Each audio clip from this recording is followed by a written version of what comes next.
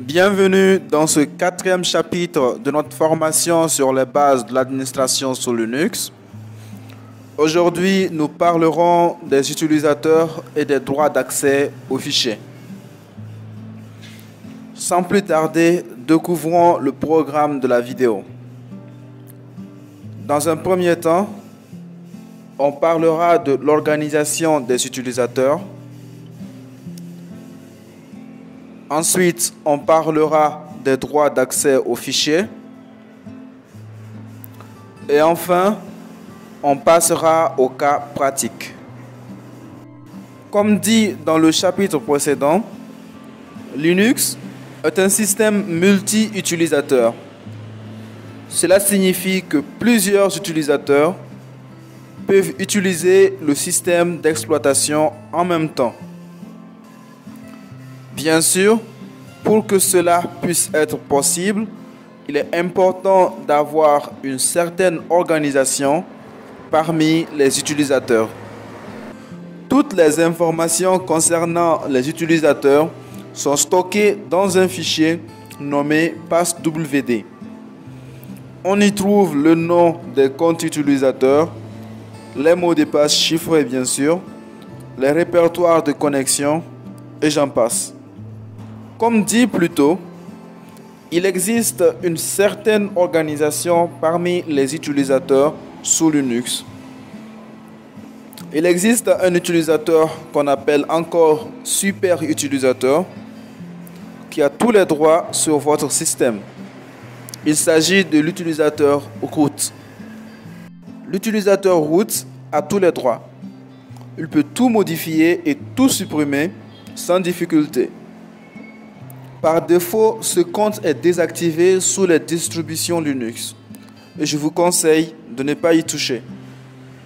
Voici quelques commandes que vous devez absolument connaître. Add user, ajoute des utilisateurs au système.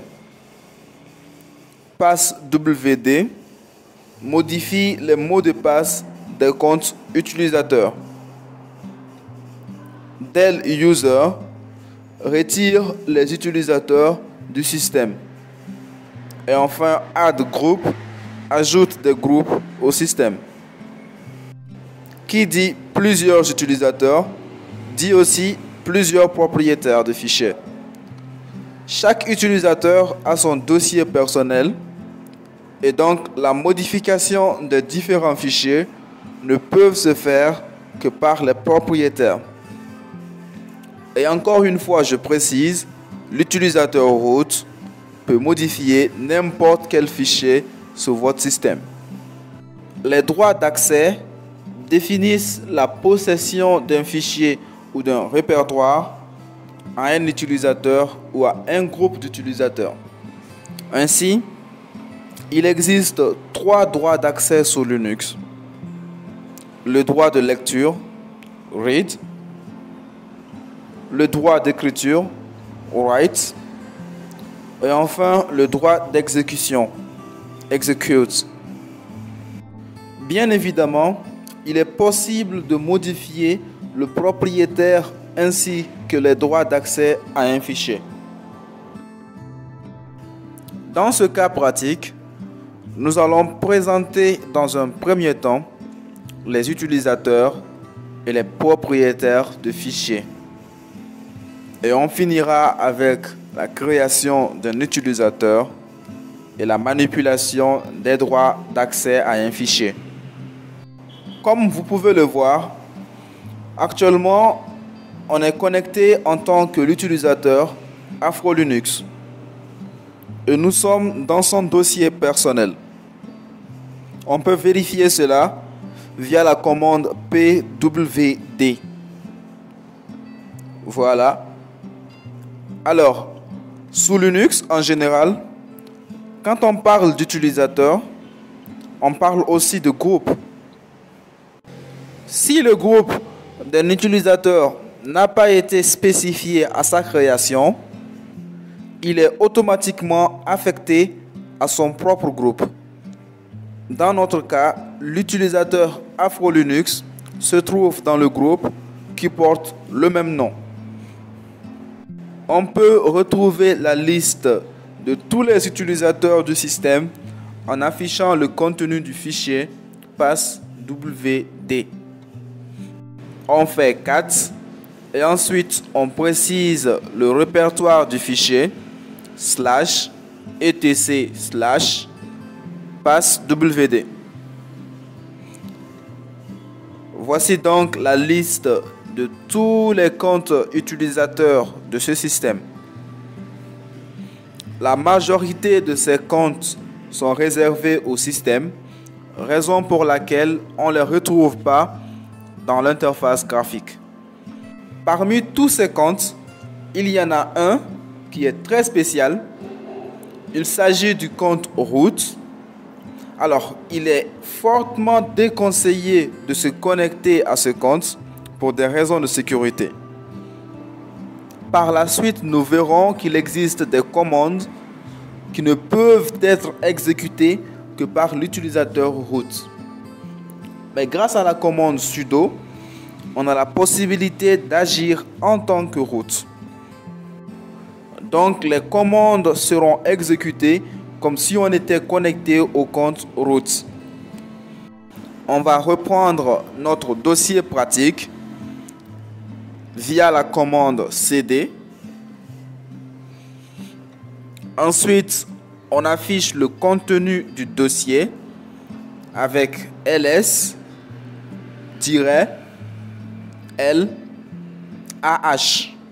pour voir plus de détails.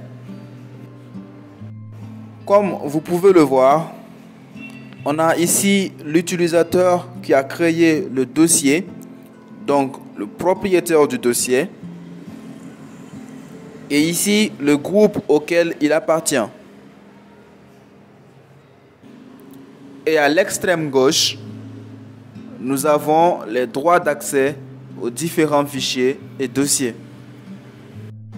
Nous allons créer un fichier test grâce à la commande touche. À présent, nous allons créer un utilisateur. On fait sudo, ça veut dire qu'on veut exécuter la commande en tant que root. Ensuite, on met add user, puis le nom du compte, dans notre cas, test. Oups, il se trouve que l'utilisateur test existe déjà. Donc, on va mettre test 1, ou plutôt, je vais vous montrer comment supprimer un utilisateur. On fait sudo, ensuite del user, puis le nom du compte à supprimer. Et voilà, c'est fait. Donc, on peut réexécuter notre commande. Voilà, ça marche. Puis, on met un mot de passe. Ensuite, on répond à quelques questions. Et c'est bon.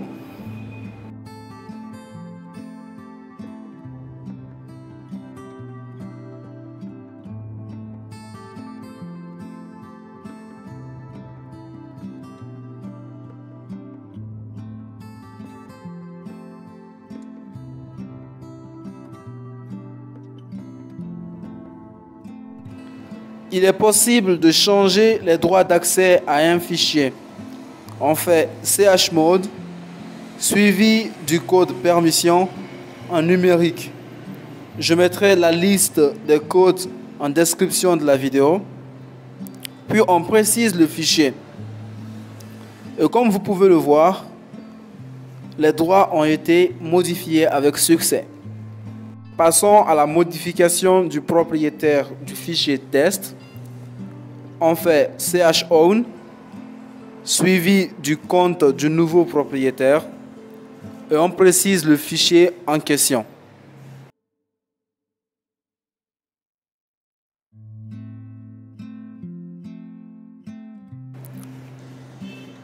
Comme vous pouvez le voir, le propriétaire du fichier test a été changé avec succès.